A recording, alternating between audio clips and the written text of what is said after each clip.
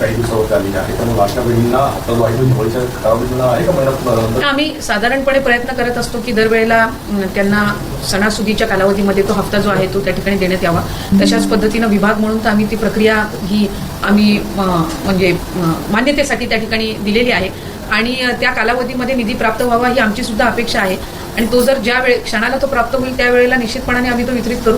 सध्याच्या पूर्ण परिस्थितीमध्ये जे नुकसानग्रस्त जो भाग आहे तिथं अधिकाधिक लवकर नुकसान भरपाई देणं याकडे शासनाचं प्राधान्य आहे आणि लाडकी बहीणचा हप्ता किंवा त्याची मंजुरी ज्या वेळेला आम्हाला ज्या क्षणाला येईल सणासुदीच्या कालावधीत जर ती आली तर आम्हाला आनंदच आहे, पण ती जशी येईल तसं लवकरात लवकर ती वितरित करण्यात येईल. किती लाडक्या बहिणी सध्या किती आकड्यामध्ये खूप बऱ्याचशा झालेल्या आहेत, मागच्या वेळेला एकूण किती महिन्यांना? नाही, साधारणपणे जो रेशो आहे तो 2,35,00,000पेक्षा जास्तीच आहे. आम्हाला मधल्या कालावधीमध्ये इन्कम टॅक्स कडून सुद्धा डेटा आलेला होता, पण तो पण 3-5 लाखाचीच ती संख्या आहे ज्यांचं 2.5 लाखाच्या अधिकचं उत्पन्न कुटुंबाचं उत्पन्न होतं जे त्यांनी हे करत असताना ते असेल किंवा इतर जी स्क्रुटिनी करून आहे तेही साधारणपणे त्याचं आहे. त्यामुळे 2,35,00,000पेक्षा अधिक महिलांना लाडकी बहीण योजनेचा लाभ हा साधारणपणे मिळत आहे. यस मैम, हिंदी में जानना चाहेंगे लाडली बहन योजना के बारे में. जिस प्रकार से दिवाली का क्षण आ रहा है, बड़ा फेस्टिवल माना जाता है, KYC को लेकर काफी दिक्कतें हो रही थी, अब क्या वो समस्या हल हो गई है और क्या आने वाले समय में लाडली बहन योजना ऑलमोस्ट eKYC की जो प्रोसीजर है वो सिर्फ उन्हें लाडली बहन के लिए नहीं, वो उसके अलावा भी जब जब गवर्नमेंट के कोई स्कीम्स होंगे तो उसमें भी इसका बेनिफिट ये उनको होने वाला है और तकरीबन 4 से 5 लाख महिलाएं रोज eKYC का प्रोसीजर कर रहे हैं और हमारा जो eKYC का प्रोसीजर है वो अब तक ऑलमोस्ट 1 करोड़ महिलाएं जो है वो उन्होंने eKYC के प्रोसीजर कंप्लीट कर ली है. तकरीबन 30 लाख से ज़्यादा महिलाएं हैं जिन्होंने पार्शली eKYC की प्रोसीजर कंप्लीट कर ली है, तो उनका जो रिमेनिंग पार्ट है वो भी अभी जल्द से जल्द होगा. और हमने 2 महीने का उनको अवसर दिया है. जो क्षेत्र में अभी जहाँ पे फ्लड ज़्यादा आए थे या नुकसान हुआ है उनके बारे में हम निर्णय ले रहे हैं कि उनको एक 15-20 डेज का एक्सटेंशन देना, क्योंकि उनके डॉक्यूमेंट्स है, बाकी सब चीज़ें हैं, वो अभी मिलने में दिक्कत तो उनको होने ही वाली है. तो वो हम उनको थोड़ा एक्सटेंड करेंगे. जो ये 10 से 11 जो जिले हैं जहाँ पे ज़्यादा से ज़्यादा फ्लड्स से नुकसान हुआ है तो वहाँ पे हम कोशिश कर रहे हैं कि उनको थोड़ा एक्सटेंशन दे. अदरवाइज रोज़ तकरीबन 4 से 5 लाख महिलाओं का eKYC का प्रोसीजर हो रहा है एंड हमें इस बात की गारंटी है कि 2-3 महीने में ये पूरा प्रोसीजर जो है वो कंप्लीट हो जाएगा. जो हर महीने उनको दी जाती है राशि, क्या दिवाली के पहले दी जाती है? हमारी ये कोशिश रहेगी और हमने उस तरीके से डिपार्टमेंट ने ये वो जो प्रोसीजर है गवर्नमेंट के अप्रूवल के लिए वो भी हमने रखा है. तो वी आर होपिंग कि हम दिवाली में जो हमारी लाडली बहनाएं हैं उनको हम दें. उसके अलावा जो हमारी आंगनवाड़ी सेविका होती है और जो हमारी हेल्पर जो होती है उनको जो हम 2,000 रुपीज़ जो हम भाऊबीज जो उनको देते हैं तो वो हमने जो दिवाली के अवसर के पहले ही वो हमने अप्रूव किया है. और मैं राज्य के हमारे मुख्यमंत्री और हमारे दोनों उप मुख्यमंत्रियों के मैं आभार व्यक्त करूंगी कि उन्होंने ये अप्रूवल दिया और वो हम उन्हें तकरीबन 15 दिन पहले ही वो प्रोसीजर हम यहाँ पे प्रोसीड करें. नंबर्स बता पाएंगे, क्योंकि काफी हमने देखा विवाद खड़ा हुआ था डॉक्यूमेंट्स को लेके, कई से लोगों ने जो लाडली बहन का रिक्यू है, कुछ नंबर ऑफ फिगर बता पाएंगे अब? तकरीबन बेनिफिशरीज जो है वो हमेशा से 2.35 to 2.50 के रेंज में ही रहे हैं और आज भी उतने ही वही रेंज में जो है वो बेनिफिशरीज है, तो उसमें कुछ ज्यादा चेंज है नहीं. मैम, लाडली बहन योजना की बात करते हैं, आपके ही सरकार के मंत्री और आपके पार्टी के नेता वरिष्ठ नेता छगन भुजबल जिस प्रकार से उन्होंने लाडली बहन योजना को लेकर बयान दिया है कि लाडली बहन योजना के चलते जो सरकार की अन्य योजना है वो प्रभावित है, उनके बयान से आप सहमत हैं या कैसे देखते हैं? एक बात तो है कि अभी पिछले कुछ दिनों से जो फ्लड्स जो सिचुएशन है, नेचुरल कैलामिटी जो हमारा राज्य फेस कर रहा है उसमें कोई दो राय नहीं है कि उनको जो हमें नुकसान भरपाई देनी पड़ेगी, जो उनको कॉम्पेंसेशन देना पड़ेगा, उसमें वो प्रायोरिटी हमारी गवर्नमेंट की रहेगी. आदरणीय हमारे मुख्यमंत्री फडणवीस सर हो या दोनों हमारे उप मुख्यमंत्री हो अजित दादा या शिंदे सर, उन्होंने खुद और बाकी हमारे मंत्रियों ने भी हर एक जिले में जाके जो बाधित क्षेत्र है वहाँ पे जाके उन्होंने दौरा भी किया है. वहाँ पे जाके उन्होंने अपना टूर में वो देखा है कि कितने लॉसेस हुए हैं. तो हमारा प्रायोरिटी तो अभी गवर्नमेंट का यही है कि उनको ज़्यादा से ज़्यादा कॉम्पेंसेशन हम दें.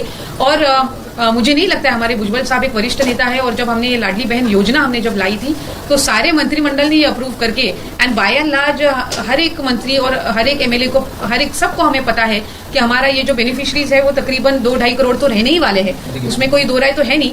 तो मुझे लगता है कि फिलहाल हम सबका जो ज़्यादा से ज़्यादा प्रायोरिटी है वो जिन हमारे जो फार्मर्स हैं और हमारे जो बाधित क्षेत्र के जो लोग हैं उनका जो नुकसान हुआ है वहाँ ज़्यादा से ज़्यादा कॉम्पेंसेशन देना. और हम पहले भी ये कह चुके हैं कि लाडली बहन जो ये स्कीम है वो हमारे महायुति के सरकार ने बहुत सोच समझ कर लाई है और हमारी लाडली बहनें जो है उनका वो बहुत बेहद खुश है पिछले 1-1.5 साल से कि उनको इस स्कीम के अंतर्गत लाभ मिल रहा है. तो ये ऐसे ही आगे सक्सेसफुली रन करने की हमारी कोशिश है और हमेशा ये स्कीम ऐसे ही सक्सेसफुली रन करती रहेगी, इस बारे में कोई दो राय नहीं है। लेकिन मेरा सवाल ये क्या वाकई में इम्पैक्ट कर रहा है कि दूसरी योजना नहीं, मैंने कहा कि काफी चीजें हैं जिस चीज का इम्पैक्ट कर रहा है, जैसे नेचुरल कैलामिटी है, ये अभी अचानक आई है, ये किसी ने प्रेडिक्ट नहीं की हुई है। और इसके पहले भी पिछले 1 साल से लाडली बहन स्कीम तो चली रही है और उसका जो एनुअल बजट है वो एनुअल बजट का हिसाब रख के ही ये फाइनेंस ने अप्रूव की है या स्टेट गवर्नमेंट ने अप्रूव की है। तो लाडली बहन के अलावा भी बहुत ऐसे फैक्टर्स हैं जो फिलहाल फाइनेंशियली इंपॉर्टेंट है, तो वो सबका अगर हम कंसिडरेशन करें तो हम हर एक department including women end child development department हमको कुछ ना कुछ कॉम्प्रोमाइजेस जो है वो आगे के दिनों में करने पडेंगे, because the priorities are different right ना। हॅलो लाडक्या बहिणींनो आणि लाडक्या ताईंनो, 16 हप्ता म्हणजे ऑक्टोबर महिन्याचा वाटप महाराष्ट्रामध्ये कधी सुरू होतो याची आतुरता, याची उत्कंठा महाराष्ट्रातील सर्वच पात्र लाभार्थ्यांना लाभलेली आहे। त्याच अगोदर मला लाडक्या बहिणींनो तुम्हाला विचारायचं आहे की तुम्हाला 15वा हप्ता भेटलेला आहे का? जर तुम्हाला भेटलेला असेल तर कमेंट बॉक्समध्ये नक्की आपलं नाव आणि आपला जिल्हा सांगावा। सोबत ज्या बहिणींना भेटलं नाही त्यांनी सुद्धा आपलं नाव आणि आपला जिल्हा कमेंट बॉक्समध्ये सांगावं। त्याच्या अगोदर लाडक्या बहिणींनो, माझ्या मनात आणि महाराष्ट्रातील सगळ्याच बहिणींच्या मनामध्ये एक प्रश्न निर्माण झाला होता की ही जी ई-केवायसी आहे एक षडयंत्र तर नाही आहे? त्या लाभार्थी बहिणी आहेत यांची संख्या कमी करण्याचं सरकारचं धोरण तर नाही आहे? कारण सरकारने लाभार्थ्यांची जर लाडकी बहीण योजना ही पुढे न्यायची असती तर फक्त आणि फक्त लाभार्थी बहिणींचीच ई-केवायसी केली असती। पण या ई-केवायसी बरोबर लाडक्या बहिणींनो वडील किंवा पती यांची सुद्धा ई-केवायसी करत आहेत। म्हणजेच मला असं वाटतं की सरकार लाडक्या बहिणींची संख्या कमी करण्याच्या मागे लागलेला आहे। त्याचबरोबर लाडक्या बहिणींनो, ऑक्टोबर महिन्याचा हप्ता म्हणजे 16वा हप्ता याची अपडेट सुद्धा देणार आहे, याची तारीख सुद्धा फिक्स झाली आहे। मी तुम्हाला सकाळच्या व्हिडिओमध्ये सांगितलेलं होतं। तर लाडक्या बहिणींनो काय आहेत हे सुद्धा मी तुम्हाला सांगणार आहे। ऑक्टोबरचा हप्ता कधी भेटणार आहे, दीपावलीच्या अगोदर हा हप्ता मिळू शकतो का, याबद्दलही आपण चर्चा करणार आहोत। आणि लाडक्या बहिणींनो, सर्वात मोठी चर्चा म्हणजे काय असणार आहे या व्हिडिओमध्ये की लाडकी बहीण योजना ही ई-केवायसी सुरू झाली आहे, हे षडयंत्र तर नाही सरकारचं? तर मी बघा काय म्हटलंय, योग्यता तपासणी करायची होती की लाभार्थी बहिण्यांची संख्या कमी करण्याची प्रक्रिया आहे। म्हणजे मला इथे सरकारला विचारायचं आहे, ई-केवायसी करणं हे सरकारनं योग्यता तपासणी करायची पद्धत ठरवली आहे की लाभार्थी बहिण्यांची संख्या कमी करण्याचं ठरवलं आहे? तर लाडक्या बहिणींनो, तुमचं मत काय नक्की कमेंट बॉक्समध्ये मला सांगा, जेणेकरून आपल्याला या ई-केवायसी बद्दल आपण जे प्रश्न सरकारपुढे मांडले होते तिथून आपल्याला इथून काय मिळणार आहे, या त्या प्रश्नांचं उत्तर मिळणार आहे। त्यानंतर लाडक्या बहिणींनो, दुसरा प्रश्न मी सरकारपुढे मांडतो, दुसरा ओटीपी किंवा आधार नंबर कोणाचा द्यायचा, कधी सांगणार आहे? त्यांनी सरळ कमेंट दिला आहे, वडील किंवा पती। मला सांगा, ज्या बहिणींकडे वडील आहे किंवा पती आहे ते तर 100% टाकणार आहे, पण ज्या लाभार्थी बहिणींकडे वडील नाही आहे, पती नाही, तर अशा वेळेस या लाखो बहिणींनी कोणाची इन्फॉर्मेशन टाकावी हे सुद्धा या ठिकाणी सांगणं गरजेचं आहे, सरकारचं काम आहे। पण सरकारनं एक महिना होऊन गेला, 18 सप्टेंबर पासून याची प्रक्रिया सुरू झाली होती। आज जर बघितलं तर 17 ऑक्टोबर आहे आणि लाडक्या बहिणींनो हे 18 नोव्हेंबर पर्यंत सुरू राहणार आहे, बरोबर? म्हणजे 1 महिना होऊन गेला तरी सुद्धा सरकार झोपलेलं आहे का, की झोपलेल्याचं नाटक करत आहे? कारण की असं म्हटलं जातं, जो व्यक्ती झोपल्याचं नाटक करतो त्याला कधीच आपण झोपेतून उठू शकत नाही, बरोबर ना लाडक्या बहिणींनो? म्हणून मला सरकारला म्हणायचं आहे की सरकार झोपेचं नाटक करत नाही आहे, बरोबर? तर लाडक्या बहिणींनो, सरकार जर झोपेचं नाटक करत असेल तर आपल्याला सरकारला उठवावं लागेल, अन्यथा सरकार आपल्या सोबत खूप चुकीच्या पद्धतीने बर्ताव करत आहे किंवा खूप चुकीच्या पद्धतीने वागत आहे। निवडणूक संपल्या आणि त्याच्यानंतर लाडक्या बहिणींना काहीही आधार सरकारकडनं मिळणार नाही, म्हणून लाडक्या बहिणींनो तुम्ही आवाज उठवणं गरजेचं आहे, बरोबर? आता जर सरकारने म्हटलं ठीक आहे बाबा की आम्ही ई-केवायसी करतो, वडिलांची पण करतो, लाभार्थ्यांची करतो, मग करा, आमच्या लाडक्या बहिणी मागे येणार नाही आहेत, आमच्या लाडक्या बहिणी ई-केवायसी करणार।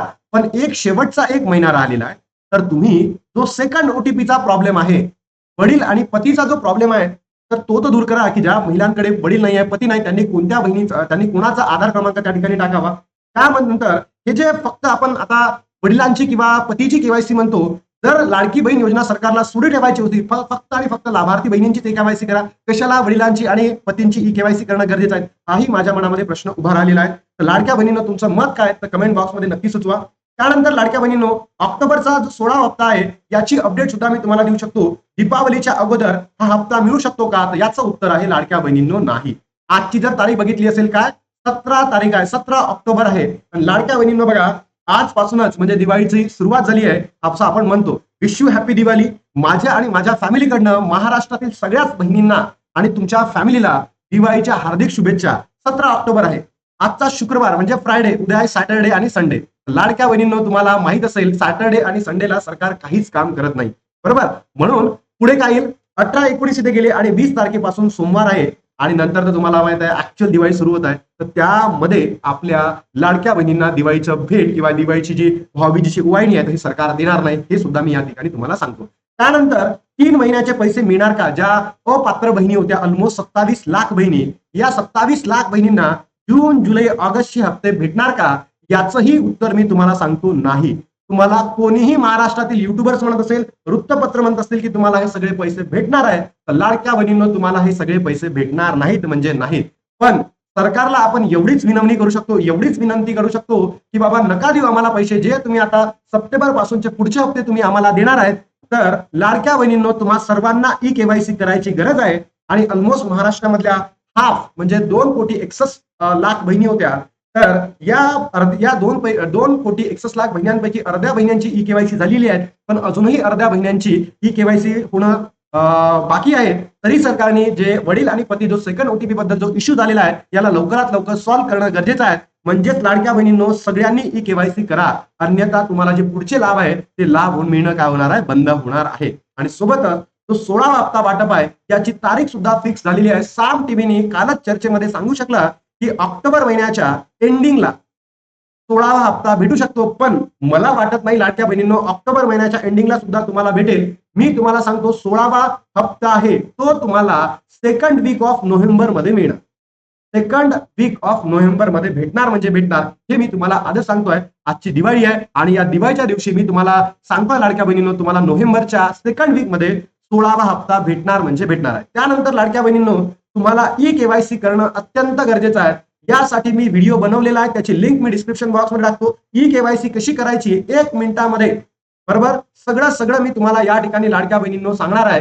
तर याचा व्हिडिओची लिंक मी बनवली आहे, त्याची डिस्क्रिप्शन बॉक्समध्ये लिंक देतो. आणि लाडक्या बहिणींनो तुम्हाला काय वाटतं, हा जो 16वा हप्ता आहे किंवा ही लाडकी बहीण योजना आहे यामध्ये ही जी केवायसी प्रक्रिया सुरू आहे हे एक षडयंत्र तर नाही की लाभार्थ्यांची तपासणी करायची आहे की लाभार्थ्यांना अपात्र ठरवायचं आहे? तर तुमचं मत काय तर कमेंट बॉक्समध्ये नक्की सांगा. तुमचे काही प्रश्न असतील ते सुद्धा कमेंट बॉक्समध्ये टाका, जेणेकरून महाराष्ट्रातील सगळ्याच बहिणींच्या मनामधल्या ज्या शंका आहेत त्यांचं निवारण होणं गरजेचं आहे. कारण लाडक्या बहिणींच्या मनामध्ये संभ्रम निर्माण झालेला आहे आणि हाच संभ्रम जर लाडक्या बहिणींच्या मनामध्ये कंटिन्यू राहिला तर सरकारला पुढल्या वेळेस निवडणुकीमध्ये भयंकर म्हणजे प्रभावाला समोर जावं लागेल असं मी या ठिकाणीच म्हणतो. आणि इथे माझे शब्द थांबवतो. आणि लाडक्या बहिणींनो तुम्ही नक्की व्हिडिओला लाईक करा, शेअर करा, महाराष्ट्रातील तमाम बहिणींपर्यंत व्हिडिओला पोहोचवा, जेणेकरून आपण जे काही तुम्हाला सांगतोय आणि तुमचे काही थॉट्स आहेत ते सुद्धा तुम्हाला या व्हिडिओच्या माध्यमातून समजतील आणि सरकारला सुद्धा या व्हिडिओच्या माध्यमातून लाडक्या बहिणींचं काय थॉट आहे हे सुद्धा समजेल. म्हणून लाडक्या बहिणींनो जर तुम्ही पहिल्यांदा आला असाल तर चॅनलला सबस्क्राईब करा आणि महाराष्ट्रातील तमाम बहिणींपर्यंत व्हिडिओला पोहोचवा. ठीक आहे.